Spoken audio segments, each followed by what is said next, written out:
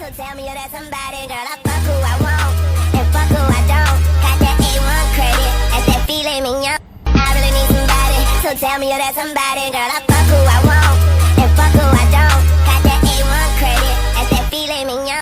I really need somebody. So tell me you're that somebody, girl. I fuck who I want and fuck who. Hello guys, welcome to another vlog. मैं doctor Mohammad Tayyab Shenzhen China में, और मैं Shenzhen university के इस time Xili campus के ground में हूँ। बड़ा मज़े का ग्राउंड है और यूजुअली मैं तकरीबन 4-4:30 हुए तो इस टाइम आ जाता हूँ फुटबॉल खेलने के लिए। 5 बजे हमारी ख़त्म हो जाती है ड्यूटी। सो आपको मैं बताता हूँ कि यूरोप का वीज़ा कैसे लगाना, नहीं जापान का वीज़ा कैसे लगाते हैं। ये दोनों अगली वीडियो होंगी। आज मैं आपको बताऊँगा कि यहाँ पे चाइना में आप होते हैं तो प्रोफेसर्स यहाँ पे ब्लैकमेल करते हैं, इवन पीएचडी में और पोस्ट डॉक में। तो मैं आपको आज एक एक करके कानून सिखाऊंगा ताकि आप बड़ी दिलेरी के साथ पीएचडी कर सकें। पीएचडी ना खींच के लेके जा सकें। यहाँ पे लोग उस्ताद की इज़्ज़त के चक्कर में एक साल एक्स्ट्रा मजदूरी करते हैं। क्यों करें भाई साहब, जब कानून ही नहीं है। सो आपने वीडियो पूरी देखनी है। और मैं पहले मैं पोस्ट डॉक के कानून बताऊंगा, क्योंकि यहाँ पे शंजन में बहुत ज़्यादा मसाइल हैं यूनिवर्सिटी में। तो क्योंकि सैलरी मुख्तलिफ़ टुकड़ों में मिलती है, तो उस मसले का हल कैसे है। रिसेंटली मैंने ईमेल की थी डीन को और चेयर को। वो भी मैं स्ट्रक्चर बताता हूँ कि कैसे होता है, किस किस को ईमेल करनी होती है, प्रोफेसर को कैसे काबू करना होता है। यानी ये तो यार हर जगह होता है कि मैं आपसे चाहूँगा कि आप फ्री के सब्सक्राइब करें, आप नहीं करेंगे।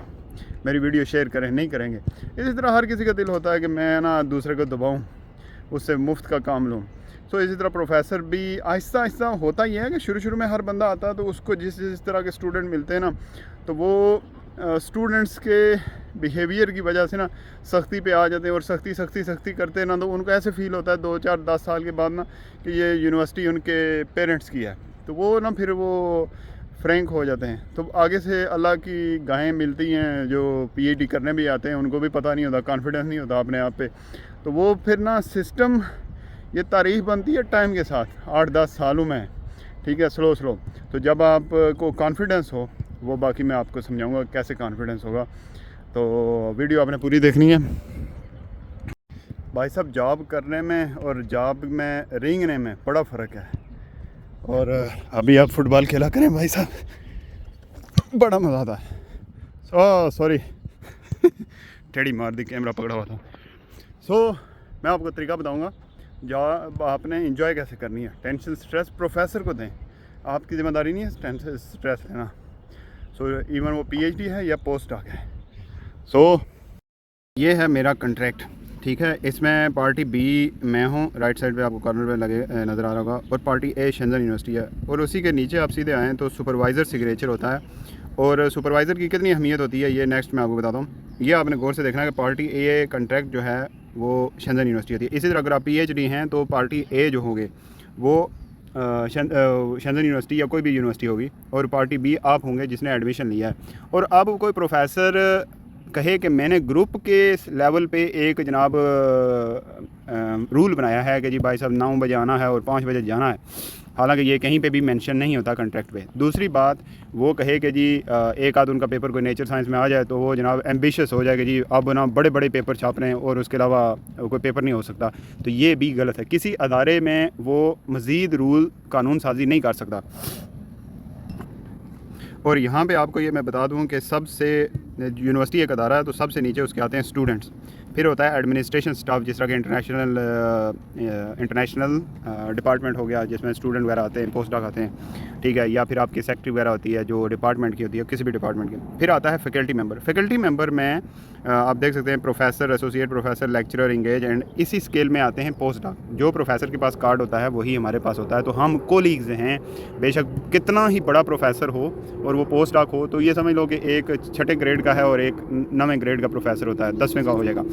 तो उसके बाद आता है ऊपर आप देखें तो डिपार्टमेंट चेयर होता है, ठीक है, शंजन यूनिवर्सिटी का या चाइना में यही स्ट्रक्चर होता है सर का। फिर डीन ऑफ कॉलेजेस होता है, फिर वाइस प्रेसिडेंट और प्रेसिडेंट होता है। मैंने जो मेल की इन्होंने मिड टर्म होता है वैल्यूएशन डिले करना, मसलन यूँ करना कि जी आप पेपर ये करोगे तो मैं मिड कराऊँगा, जबकि हमारे कॉन्ट्रैक्ट में ये चीज़ मेंशन नहीं होती है।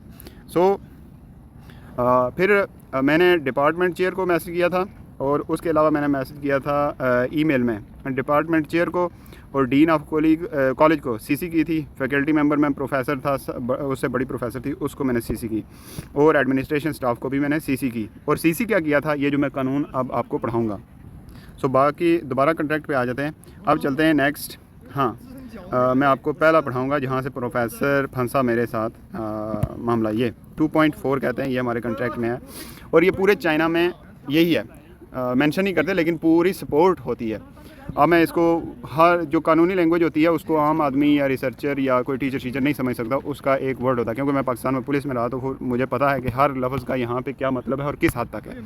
सो पार्टी ए, ठीक है, अब इसको मैं पढ़ाता हूँ आपको कि पार्टी ए इम्प्लीमेंट्स एज सुपरवाइज़र रिस्पॉन्सिबिलिटी। ठीक है, यूनिवर्सिटी जो है सुपरवाइज़र की जो रिस्पॉन्सिबिलिटी है वो इस जगह या इस पॉइंट में यहाँ करती है। वो क्या है, system for post doctor fellow. इसके लिए the supervisor is full reprehensible for the academic development for post doctor fellow at mobile station. Mobile station कहते हैं जिसमें, जिस तरह आप शेंजन यूनिवर्सिटी में होते हैं, तो इसमें वो ये कहता है कि फुली रिप्रेहेंसिबल मतलब कि रिस्पॉन्सिबल या इस तरह का ही होता है मीनिंग इसका।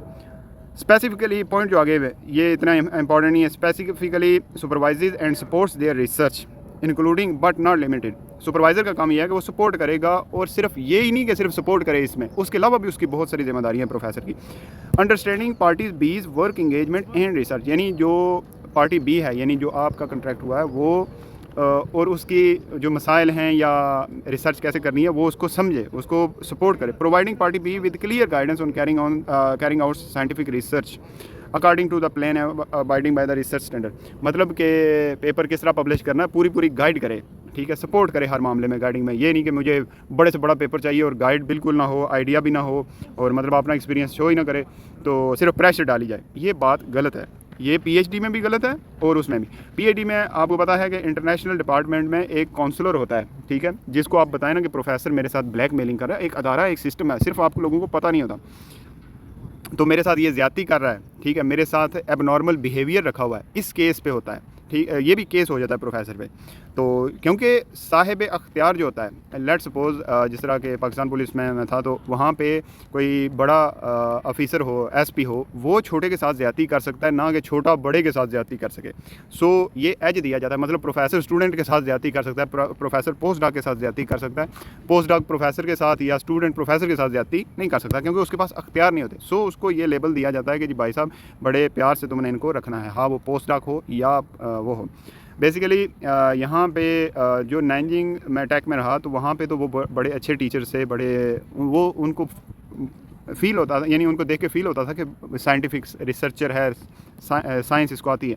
यहाँ पे आगे टीचर्स को पता चल जाता है कि इनको कोई समझ नहीं है, सिर्फ ये पैसा मैनेज कर रहे हैं शेंजन यूनिवर्सिटी में, क्योंकि गवर्नमेंट फंडिंग दे रही है। तो अब करना क्या है कि मतलब आपने अपनी वैल्यू समझनी है, रिस्पेक्ट क्या है और रिस्पॉन्सिबिलिटी क्या है, ये चीज़ें समझनी है गौर से। फिर कहता है मतलब उन्होंने कहा हुआ है इसमें शीख में, मैं आगे ये बताता हूँ, कंप्लीटिंग द असेसमेंट, मतलब प्रोफेसर की ये जिम्मेदारी है कि ये जो मिड टर्म हो या एनुअल असेसमेंट हो इसको कंप्लीट करे टाइमली मैनर पे, and evaluate stipulated this in this contract, जिस तरह के ये मेंशन किया गया है इसका कॉन्ट्रैक्ट में, and urging party B complete task with quality and quantity assured. मैं आपको बताऊं कि मेरा पिछला जो पोस्ट डॉक का प्रोफेसर था वो मुझसे ज़्यादा परेशान होता था कि आपकी रिक्वायरमेंट कंप्लीट हुई बेटा कि नहीं, और फलां, यानी सपोर्टिव बिहेवियर है।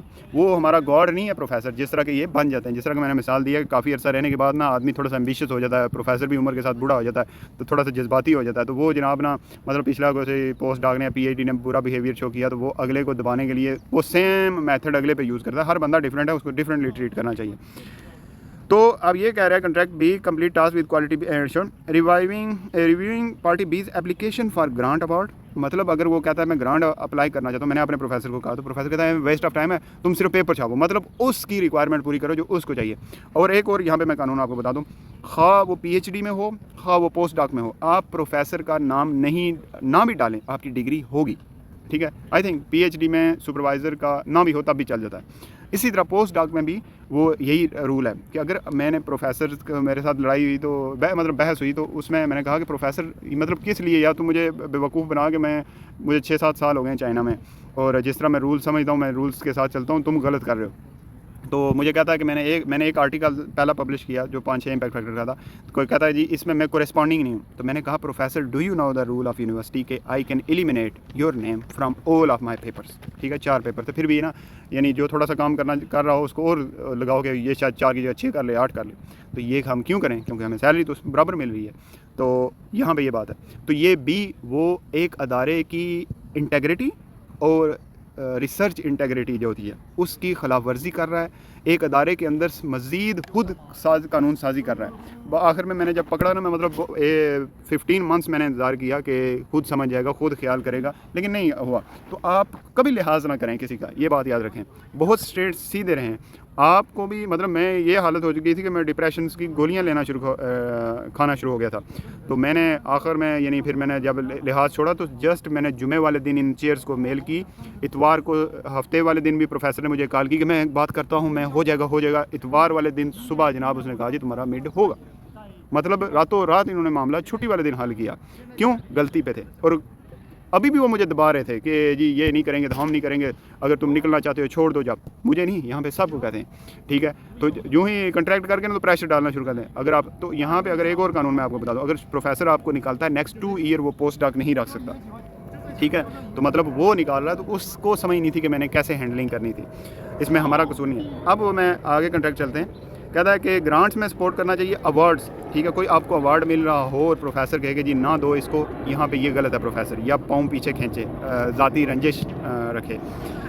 तो ये हर जगह नहीं होता, किसी जगह आपको प्रोफेसर बुरा मिल जाता है तो उसके साथ टैकल किस तरह करना है, तो ये मैं आपको बता रहा हूँ। अब कहता है going abroad and taking temporary post. ठीक है, मतलब मुझे इसको इस हद तक सपोर्ट करना चाहिए कि मैं किसी और यूनिवर्सिटी में, यहाँ पे दुबई में या किसी और मुल्क में, यूरोप में जा रहा हूँ, वहाँ पे टेम्परेरी 6 माह के लिए मुझे भेजना चाहिए, ट्रेनिंग करानी चाहिए। ठीक है, तो इसमें प्रोफेसर को सपोर्ट करना चाहिए। इवन PhD में चलो मेरी दफ़ा वायरस था, आप अपने प्रोफेसर को कहें कि प्रोफेसर मुझे किसी और यूनिवर्सिटी, हर अदारे की कोलैबोरेशन होती है, किसी और यूनिवर्सिटी में मुझे भेजो 5-6 माह के लिए सीखने के लिए। तो आदमी का एक्सपोजर होता है, बहुत इंपॉर्टेंट होता है, बुक्स से ज़्यादा एक्सपोजर इंपॉर्टेंट होता है। आप 2-3 मुल्क ट्रेनिंग करके आए ड्यूरिंग PhD, आपका कॉन्फिडेंस, आपकी पब्लिकेशन बड़ी हो जाएंगी, आप सीखेंगे। तो ये प्रोफेसर का, हाँ वो PhD में हो या पोस्ट डॉक, भेजना प्रोफेसर की जिम्मेदारी है। And publication of scientific research and academic paper assuming corresponding academic responsibility. इसी तरह ये इन मामलों में सपोर्ट करे और इसी तरह वो आपकी पब्लिकेशन में भी सपोर्ट करे। ठीक है, कोरेस्पॉन्डिंग एकेडमिक रिस्पॉन्सिबिलिटी मतलब इससे मुशाबिहा यानी रिसर्च में भी करे। ये तो बाहर की बातें हुई ना, तो रिसर्च के अंदर इस तरह सपोर्ट करे। Giving advising and guidance on party B career development. अगर प्रोफेसर ये गए जी बड़ा पेपर पब्लिश करो और आप डिप्रेशन में चले गए, तो ये कैरियर डेवलपमेंट नहीं, कैरियर तबाह हो रहा है आपका, क्योंकि आप डिप्रेशन में, आपकी सेहत डाउन जा रही है। सेहत डाउन गई तो आप अच्छा आइडिया प्रोड्यूस नहीं कर पाएंगे, बड़ी पब्लिकेशन नहीं कर पाएंगे। सो ये बहुत इंपॉर्टेंट है। और एंड पे लिखा हुआ है सेटलिंग प्रॉब्लम्स थ्रू नेगोशिएशन। ठीक है, मेरे और उसके दरमियान कोई रूल्स की बहस जारी है तो वो नेगोशिएशन करे। यहाँ पे कोई ऐसा लफ्ज़ नहीं लिखा हुआ कि उसको सुप्रेस करे, दबाए कि जी वो पार्टी B ने कुछ कहा है तो उसको दबाए, गायब कर दे, मार दे ना, ये बात नहीं है। अब आगे चलते हैं। ये 2.4 चाइनीज़ में लिखा हुआ है। ठीक है, अब मैं और अगर मॉडिफिकेशन ऑफ द कॉन्ट्रैक्ट 6.2, ठीक है, कौन कर सकता है? सिर्फ पार्टी A कर सकती है, प्रोफेसर नहीं कर सकता। ना मॉडिफिकेशन और ना इंक्रीमेंट या कोई इसमें इजाफत या कमी नहीं कर सकता। मैं पर ये जो हाईलाइट हुआ है, इनसर्कल हुआ है, if the laws party B both parties में modify the contract upon reaching concessions through consultation. ठीक है, ये यानी म्यूचुअल अंडरस्टैंडिंग से होगा। If the laws regulation and policies on which this contract is concluded have changed and relevant content of this contract shall be modified in accordance with the law. अगर कोई ज़रूरी तरमीम करनी पड़ जाए तो वो कानून के दायरा कार में रहते हुए होगा। If the contract need to be 6.3 है, if the contract needs to be modified, both parties shall sign the modification of employment contract in accordance with the prescribed procedures to determine the modifications and written form। ठीक है, कोई भी बात होगी ज़ुबानी कलामी नहीं होगी।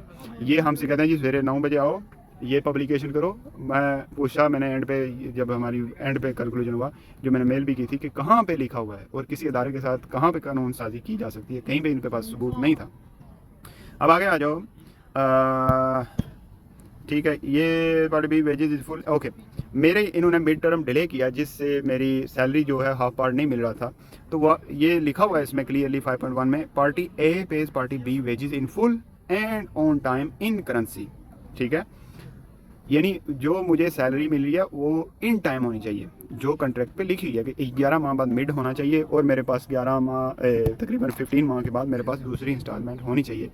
तो ये क्लियरली लिखा हुआ। The composition and standard of the salary package are as follows, ठीक है, मतलब सैलरी या कंपोजिशन ये होगी। तो ये टाइमली मैनर पे होना सारा ज़रूरी है। तो प्रोफेसर डिले कर रहा था, इस वजह से वो इन चीज़ों का जिम्मेदार था। ओके, आगे ये बहुत इंपॉर्टेंट है। Working condition, party A provides necessary working condition and effective occupational safety health protection.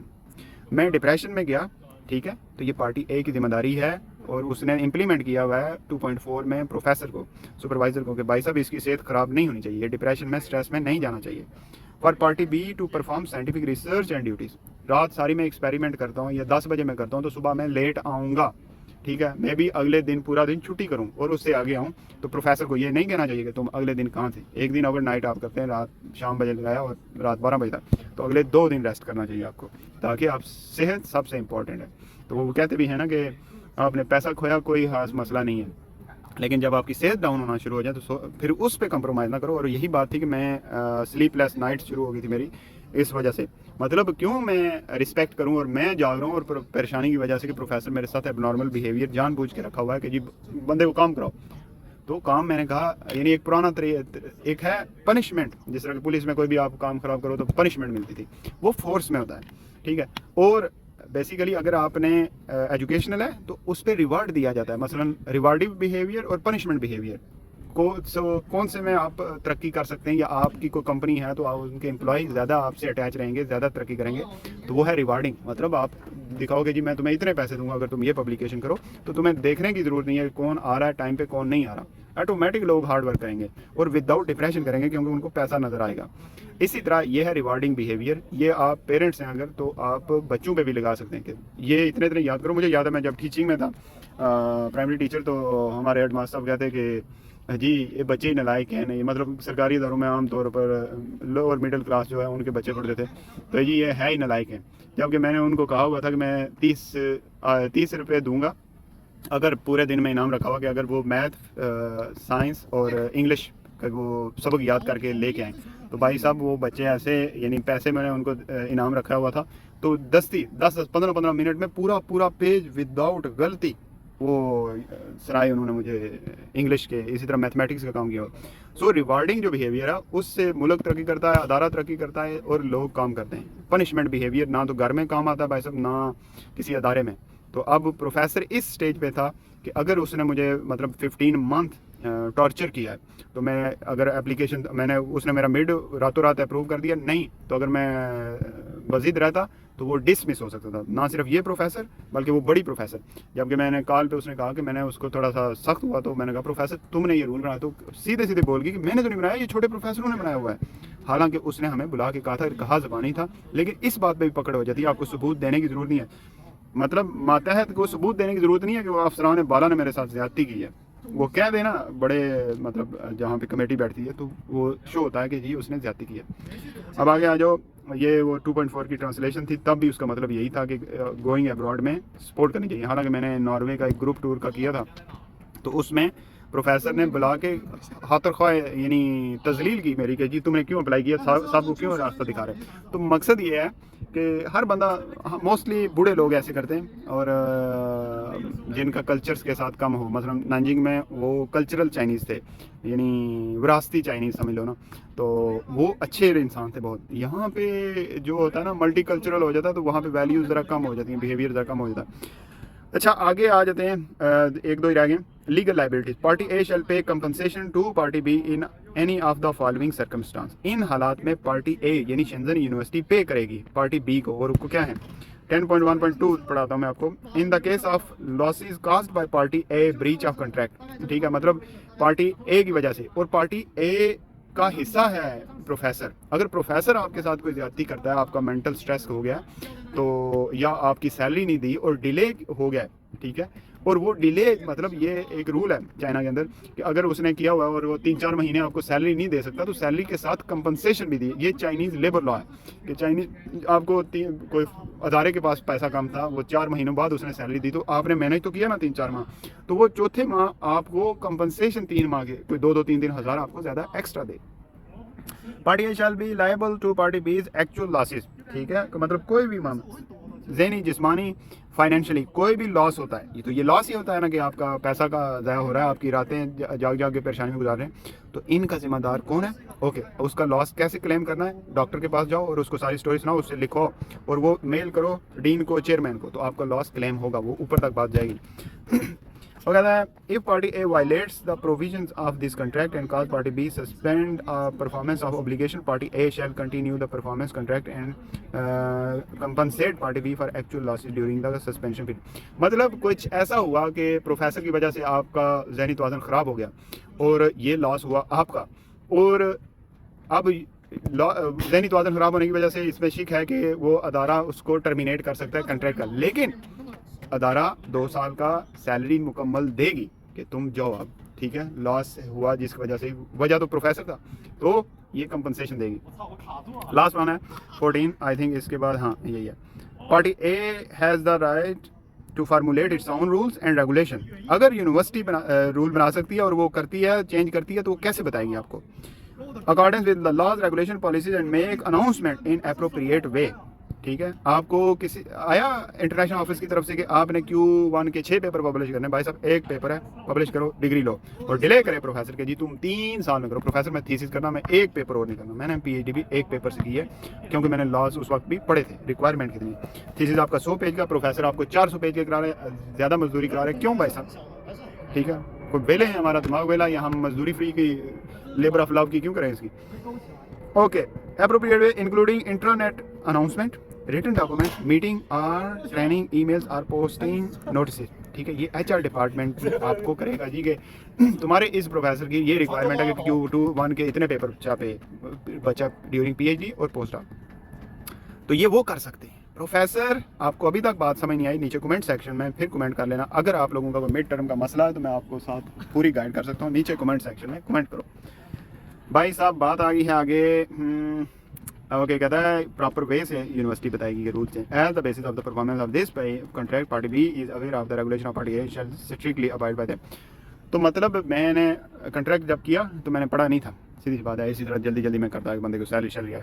लेकिन जब मैंने गौर से पढ़ा, ज़रूरत के तहत प्रोफेसर ने यानी वैल्यूज़ खोना शुरू की और मैं डिप्रेशन में गया, तो मैंने जनाब फिर कॉन्ट्रैक्ट सैटरडे वाले दिन बैठ के पढ़ा, और प्रोफेसर को कोई लिहाज नहीं, लिहाज क्या, इसमें कोई रिस्पेक्ट नहीं है कि प्रोफेसर आप कानून की खिलाफ वर्जी कर रहे हैं।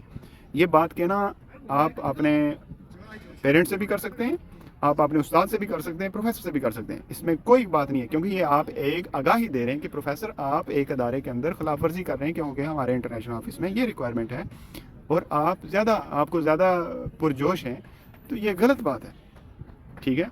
और उस वजह से मैं डिप्रेशन में जा रहा हूँ। सो काइंडली, ठीक है, ये करें। काइंडली भी लफ्ज़ लगाने की ज़रूरत नहीं है, क्योंकि हम 2 बंदे कोलीग हैं, ठीक है। मैं जो रजिस्टर्ड डॉक्टर बिलाल है, हम मजाक भी कर सकते हैं, मैं और प्रोफेसर, क्योंकि हम कोलीग हैं, ठीक है।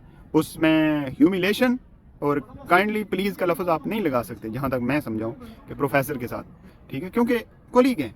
जब तक स्टूडेंट हैं फिर आप काइंडली या प्लीज़ का लफ्ज़ लगा लें, अच्छी बात है। तो आप सीधा सीधा उसको कहें, शिक दिखाएं कि ये प्रोफेसर, तुम बंदे प्रोफेसर को ये नहीं पता होता कि बच्चे का एडमिशन कैसे होता है चाइना के अंदर, यहाँ पे यूनिवर्सिटी में, तो वो कानून वो किधर पढ़ता है, वो हमसे ज़्यादा अफरा तफरी केओस जिसमें होते हैं ना, उसमें होते हैं प्रोफेसर, तो वो कैसे। तो अब आपको अगर कोई भी मसला है नीचे कमेंट सेक्शन में करें, कोई बात नहीं समझ आई तो सर उठा के जिए, खुददारी से नौकरी करें। ये ना समझें कि यहाँ पे अगर नौकरी निकाल दिया गया, निकालने वाला कोई नहीं आपको निकाल नहीं सकेगा, तो खुददारी से करें, कॉन्फिडेंस रखें अपनी रिसर्च पे। और मेरे इस यूट्यूब पे रिसर्च स्किल्स भी हैं कि कैसे कैसे हाई इम्पैक्ट पेपर कैसे पब्लिश करना है, ट्रिक्स कैसे हैं। तो इतना तो अब काम ही नहीं रहा रिसर्च का, यानी हेल्पिंग सॉफ्टवेयर बहुत सारे आ गए, तो बहुत सारे शॉर्टकट्स वेज हैं, तो शॉर्टकट वे ट्रिक्स हैं। सो अगर आपको कोई भी मसला है नीचे कमेंट सेक्शन में करें, मैं उस बारे में वीडियो बना के प्रॉपर गाइड करूंगा। और ये वीडियो यहाँ पे आपने जितने भी पोस्ट डॉक चाइना के अंदर जॉब्स कर रहे हैं, PhDs हैं, उनको शेयर करें ताकि वो कानून प्रॉपर तरीके से जी सकें।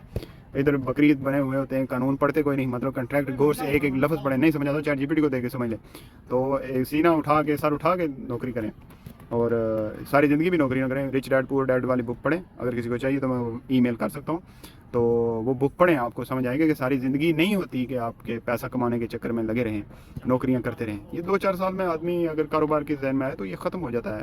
सो तो आई होप आपको वीडियो अच्छी लगी होगी। चैनल को सब्सक्राइब लाजमी करना, वीडियो को लाइक कर देना और जो भी कोई आपका पोस्ट डॉक दोस्त अजीज़ है उसको शेयर कर देना ताकि वो कुछ बातें सीख सके यहाँ से। तो और भी कोई आपको बात है या मामला हैं तो नीचे कमेंट सेक्शन करते हैं। मिलते हैं नेक्स्ट वीडियो में जिसमें मैं आपको बताऊंगा कि यूरोप का वीज़ा कैसे लगता है।